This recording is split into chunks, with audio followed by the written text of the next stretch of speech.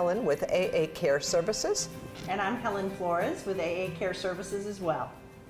And today we want to talk about long-term care insurance. We often come into a home to assess an elderly person, and the family will always say, and how do we pay for this?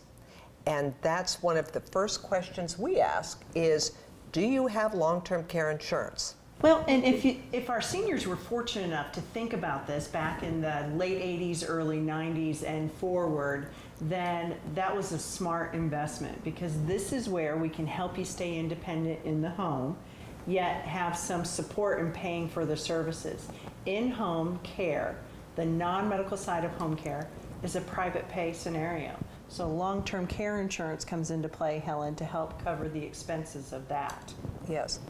And with long-term care insurance, there are certain qualifications that need to be met. And that word is ADLs.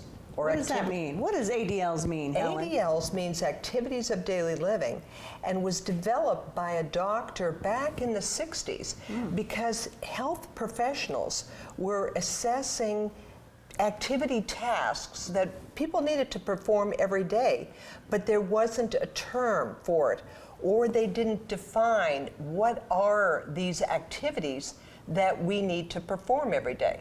So like, for example, when I get up in the morning, I get up, I get in the shower, I get dressed, I'll go downstairs, I prepare myself breakfast, I take my medications, I can walk on my own, I can transfer on my own.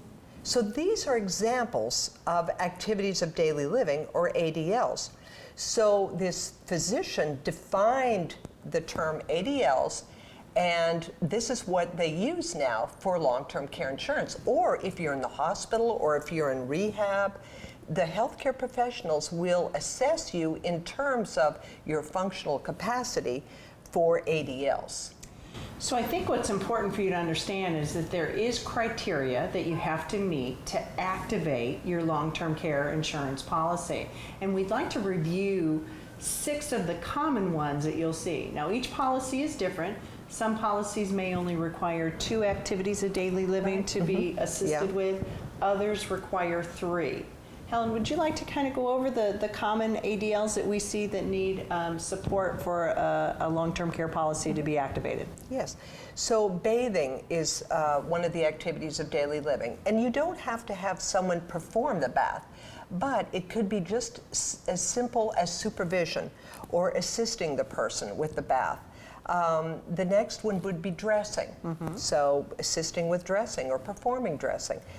Transfers, mobility, feeding the person, and then the elimination. So if there's incontinence issues, these are the 6 ADLs, and usually the long-term care insurance will require assistance with 2 ADLs in order for you to qualify for long-term care insurance to pay.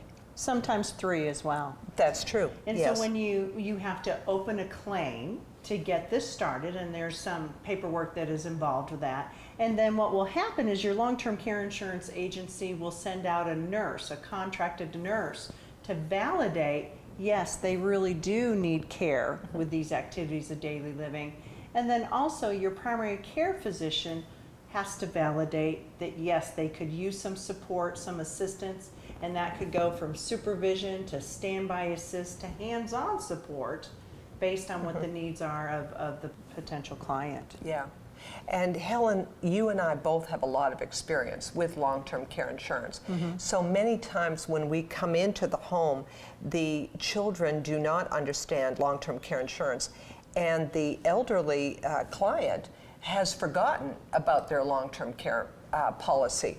So we're able to help them, to call the insurance company, to review the benefits, and then to help them to complete the claim and to submit the claim. Sure. Yeah. And we'll even charge our services to this policy if that's how you choose to have payment received. Yes, yes.